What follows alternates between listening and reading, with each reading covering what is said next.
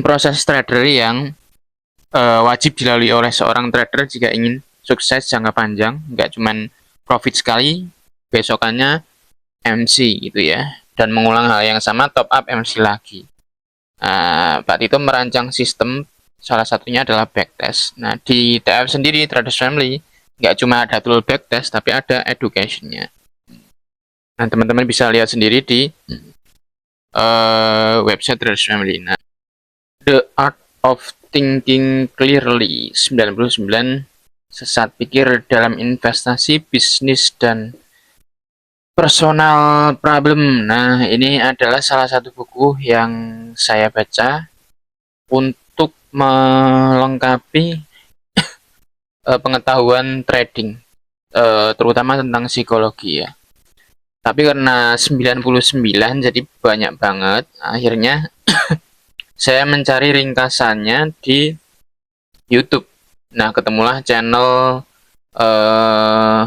Si Kutu Buku yang membahas tentang ringkasan dari 99 sesat pikir ini. Jadi ini sebenarnya sering diomongin sama Rocky Gerung tentang sesat pikir. Nah, itu berasal dari sumber buku ini ya, The Art of Thinking Clearly. Jadi ringkasan yang pertama adalah sebenarnya dari 99 itu diringkas menjadi 5 ya. Yang pertama adalah survivorship bias. Kesalahan logika karena kita hanya fokus pada hasil atau keberhasilan orang lain. Gitu ya. Dan mengabaikan proses yang dia lakukan. Sehingga kita mengambil kesimpulan yang salah. Jadi motivasinya adalah bukan karena kita melihat proses yang dia lakukan, tetapi hanya melihat hasilnya. Seperti contoh, ini Lo Keng Hong melakukan sebuah proses, nah dia berhasil menjadi seperti Warren Buffett. Tapi kita hanya melihat hasilnya. Kebanyakan orang hanya melihat hasilnya tanpa tahu proses yang dia lalui detail by detail. Proses apa yang dia lakukan sehingga bisa mencapai posisi dia seperti yang sekarang. Kemudian ada juga faktor keberuntungan yang menyertai si Lo Keng Hong ini, karena kan dalam cerita pribadinya dia merasa beruntung ya, karena tahun-tahun itu adalah tahun-tahun dia kerja. Setelah dia menyisihkan uangnya adalah tahun-tahun di mana emiten-emiten itu harganya memang sedang murah gitu. Nah, ini salah satu faktor keberuntungan dia. Kemudian ada YouTuber atau content creator yang baru berusia 20 tahun dan jadi YouTuber sukses. Nah, kita sebagai seorang pemula mengukur keberhasilan dari dia gitu ya. Padahal dia juga punya prosesnya sendiri. Nah, inilah yang dinamakan survivor bias. Nah, kita berharap bisa trading for living, bisa sukses, terus bisa flexing kayak orang-orang yang di medsos, sementara kita nggak tahu ternyata mereka adalah afiliator IP yang udah difasilitasi oleh IP. Nah, yang benar-benar sukses dan membantu para trader adalah Pak Tito ya, Traders Family. Nah, ini sistem yang dia bangun salah satunya adalah tools backtest yang menghasilkan data gitu ya. Jadi ini adalah proses trader yang wajib dilalui oleh seorang trader jika ingin sukses jangka panjang, nggak cuman profit sekali, besokannya MC gitu ya, dan mengulang hal yang sama top up MC lagi. Pak Tito merancang sistem, salah satunya adalah backtest. Nah, di TF sendiri, Traders Family, nggak cuma ada tool backtest, tapi ada education-nya. Nah, teman-teman bisa lihat sendiri di website Traders Family. Nah, ini gitu ya. Jadi ada sorry, ini saya zoom in.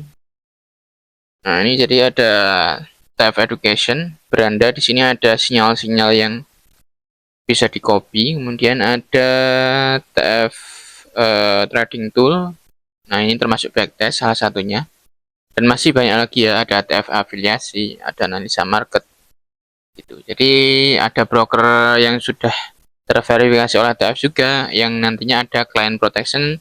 Kalau broker curang akan diganti 100% oleh Traders Family. Nah, itulah sistem yang harus dilewati, sistem yang dibangun oleh Traders Family. Nah, salah satunya adalah backtest ini, di mana tanpa backtest, trader tidak akan mungkin bisa profit secara konsisten. Karena di dalam backtest ada namanya probabilitas, risk reward, consecutive profit, consecutive loss, ya, jumlah pips yang didapat gitu. Nah, ini contoh per mount-nya, ada pips yang didapat, lalu growth-nya.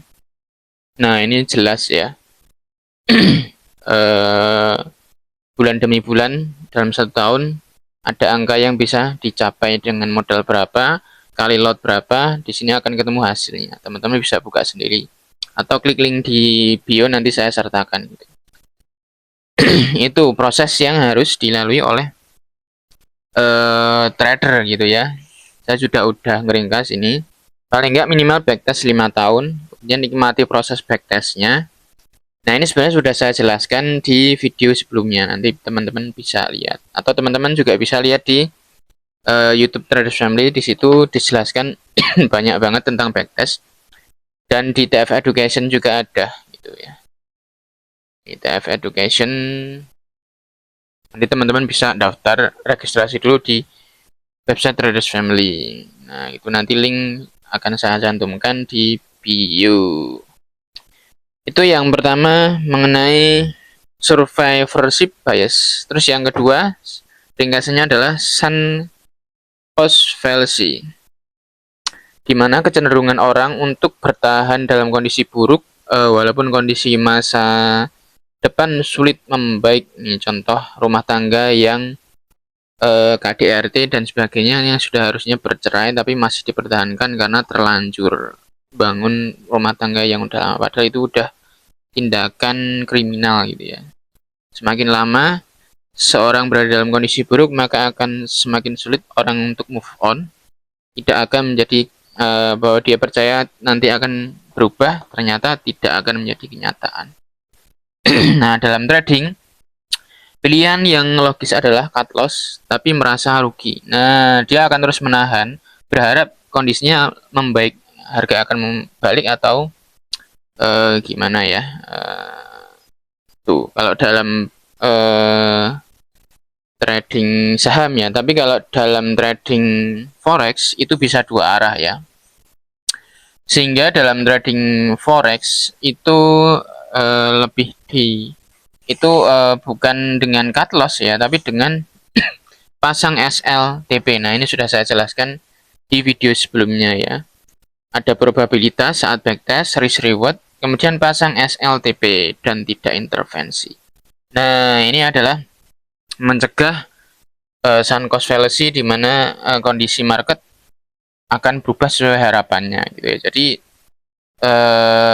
harapan itu akan menjadi semu karena market tidak ada yang tahu kondisinya seperti apa. Seperti cuaca, kita tidak akan pernah tahu saat panas tiba-tiba hujan, badai, apalagi di gunung gitu ya. Nah, itu sunk cost fallacy. Kemudian lanjutannya adalah confirmation bias, kecenderungan dan mencari informasi yang mendukung pemikiran atau prinsip yang dianut sebelumnya dan menyingkirkan fakta. Nah, ini dikasih contoh dalam pemilu. Dia akan mencari mencari berita, mencari informasi yang menyingkirkan fakta yang bertentangan gitu. Jadi kalau dia pihak A atau B, dia pasti akan cenderung mencari berita yang memihak pada dirinya, pilihannya, dan mengesampingkan fakta yang ada gitu. Dan dia akan mengkonfirmasi, oh ternyata bener kan, nah ini si A gini kan, si B nggak gini kan. Nah, mendapatkan informasi yang sependapat tanpa diseimbangkan dengan fakta lain yang tidak sependapat gitu. Nah, sama juga dalam trading. Dalam trading itu banyak teman-teman yang dia nyari pembenaran. Misalkan dari grup-grup ya, grup-grup sinyal di Telegram maupun di WhatsApp, dia mencari pembenaran di situ bahwa oh ternyata metode saya, oh ternyata posisi yang saya open itu sudah sesuai karena banyak teman-teman yang sama posisinya seperti saya. Nah ini confirmation bias itu, atau dia mencari pembenaran dengan metode lain, padahal seharusnya kalau sudah di backtest metodenya dengan data yang valid seperti ini, ya kan, data backtest seperti ini ya, sudah tahu probabilitas risk reward dan dia bisa loss berapa kali kan sudah ada datanya. Artinya ini misalkan bisa loss 3 kali berturut-turut ya sudah, kalau 3 kali loss berturut-turut memang ada probabilitas 3 kali loss berturut-turut gitu. Jadi tidak akan mencari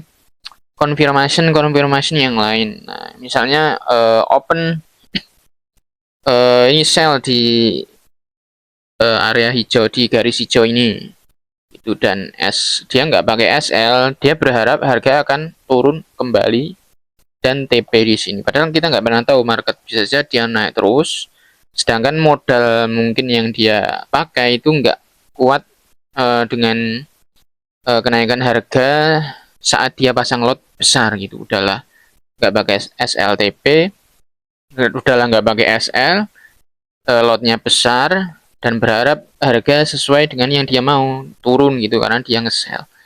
Nah, dia akan mencari konfirmasi. Ah, ini ada support di sini, bakalan balik di sini. Emang bener bisa balik kan? Nggak tahu, namanya market gitu kan. Nah, dia mencari konfirmasi di berbagai time frame gitu ya. Mencari konfirmasi yang semu yang dia harapkan. Nah, ini nanti akan balik lagi harganya di sini gitu. Padahal ya kita nggak tahu market akan seperti apa. Ternyata naik terus ke atas. Ini ngomong-ngomong XAUUSD. Nah, gitu. Nah, itulah yang dinamakan confirmation bias dalam trading. Lanjut. illusion of control, harapan. Nah, ini mirip-mirip seperti yang tadi ya, sunk cost fallacy. Ini dicontohkan kecenderungan orang bermain dadu adalah percaya pada hal yang bisa kita kontrol padahal tidak. Nah, ini kan karena kita nggak tahu akan keluar angka berapa gitu. Sementara yang trading tadi, misalkan dalam trading ya kan, sama mirip-mirip seperti confirmation bias ya, berharap mencari harapan bahwa dia bisa balik lagi ke harga yang dia mau, padahal nggak seperti itu pekerja market gitu ya. Itu.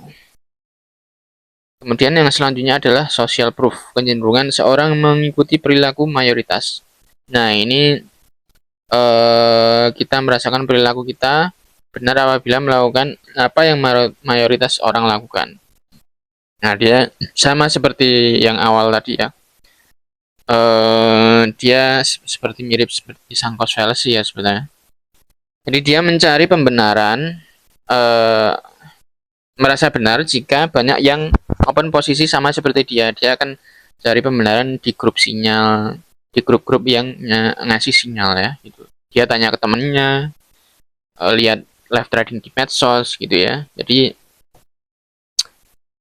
itulah social proof gitu.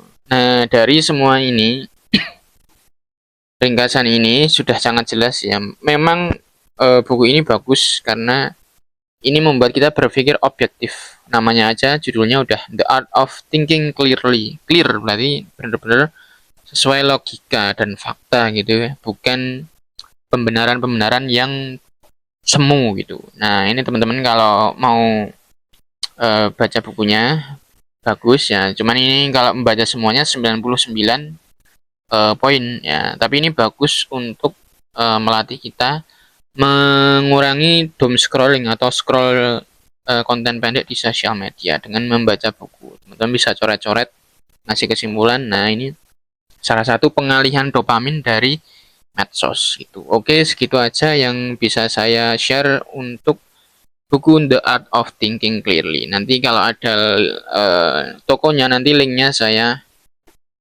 tag di sini ya, biar teman-teman bisa beli gitu. Oke, see you in the next video.